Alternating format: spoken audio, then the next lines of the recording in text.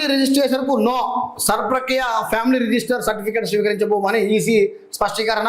గత జూలై 24 ఇదికు ముందు జారీ చేసిన ఫ్యామిలీ మెంబర్ సర్టిఫికేట్లను స్వీకరిస్తాం.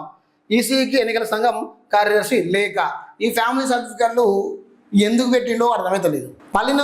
పని లేనివాడట పిల్లిదాడు వాడు కొరిగిండాట. వెనకట వాడు సామర్థ్యం పెట్టాడు, దాంట్లో వేసిండు. ఈ ఫ్యామిలీ సర్టిఫికేట్ తోటి తెలంగాణలో ఇంచు కూడా పని ఉండదు. దాంతో అసలు ఏం అక్కర కూడా లేదు. పబ్లిక్ కూడా అప్లికేషన్ తీసుకుంటలేడు తెలుసా. అసలైన రేషన్ కార్డు ఉన్నాక ఈ ఫ్యామిలీ సర్టిఫికేట్తో ఏం పని అని చెప్పి ప్రజలు దుమ్మెత్తిపోతారు ఇళ్ళ మీద. రేషన్ కార్డు గతం కంటే అంతకంటే ముందు నుంచే పుట్టుపూర్వం నుంచే రేషన్ కార్డు ఉంది. దాన్ని మించిన కార్డు ఇంకేమన్నా ఉందా? ఫ్యామిలీలో చచ్చిపోతే కట్ అవుతుంది, ఒకవేళ ఉడితే అందులో రేషన్ కార్డులో పేరు ఎక్కుతుంది. మరి ఇంకా సపరేట్ ఈ ఫ్యామిలీ కార్డుతోని ఈ తెలంగాణ రాష్ట్ర ప్రభుత్వాలు మరి ఎంతమందికి సంక్షేమ పథకాలు ఇచ్చింది? ఎన్ని సంక్షేమ పథకాలు లబ్ధిదారులకు ఇచ్చింది? ఏందో ఉత్తదే ఒకటి వడేయాలి, పబ్లిక్లా పని చేసుకునేది అని సిటీలో మీ సేవల పొంట ఆన్లైన్ సెంటర్లో పొంట ఇప్పాలి ఇంకంతే. అది అక్కడికి వచ్చింది కాదు, సక్కడికి వచ్చింది కాదు, అది ఒకటి పని చేసింది కూడా కాదు. అది బలమైన రేషన్ కార్డు ఉన్నాక ఫ్యామిలీ సర్టిఫికేట్తో ఏం పని?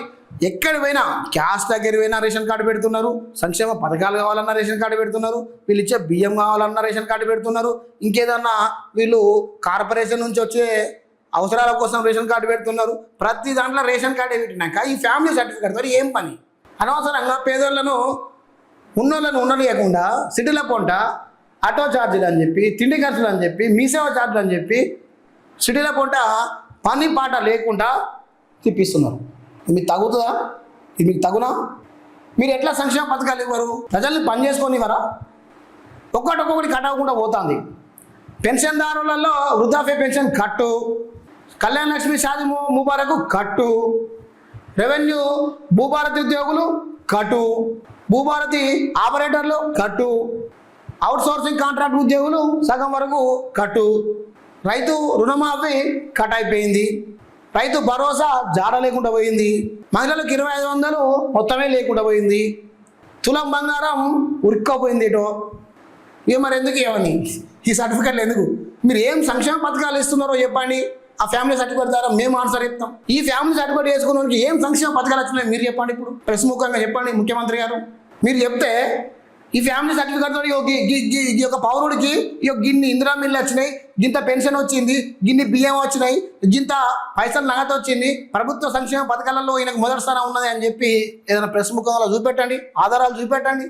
ఆధారాలు చూపెట్టి మీరు ఆ ఫ్యామిలీ సర్టిఫికేట్ విలువేందో మీరు చెప్పండి ప్రజానీకానికి. ఏది లేదు, చేసుకోర్రి అని వదిలిపెట్టిండు, సపరేకున్నాడు అంతే.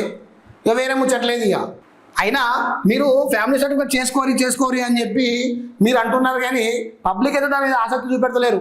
నాకు తెలిసి తెలంగాణలో ఉన్న పబ్లిక్ మ్యాక్సిమం చూసుకుంటే ఒక 20% పీపుల్ అప్లై చేసుకోవచ్చు అంతే. మిగతా 80% పీపుల్ ఇక అయినా ఇత్తాన్న ఇచ్చిండు కానీ ఇక ఈ సర్టిఫికేట్ చేసుకుంటే ఇక సంక్షేమ పథకాలు ఉరికెత్తే గెలవం కాడికి అని చెప్పి చాలామంది సపరేట్ ఉంటున్నారు. ఇక దీంతో ఎలగబోతాడు, దాంతో ఎలగబోసిండు కానీ ఇక దీంతో ఎలగబోతాడు. ఇక దీంతో ఉరికెత్తాయి సంక్షేమ పథకాలు, 6 గ్యారెంటీలు దీంతో ఉరికెత్తాయి. పోయి మనం దాన్ని ముళ్ళందుకొని గుంజుకత్తుకుండే అని చెప్పి పబ్లిక్ అనుకుంటారు ఇట్లా.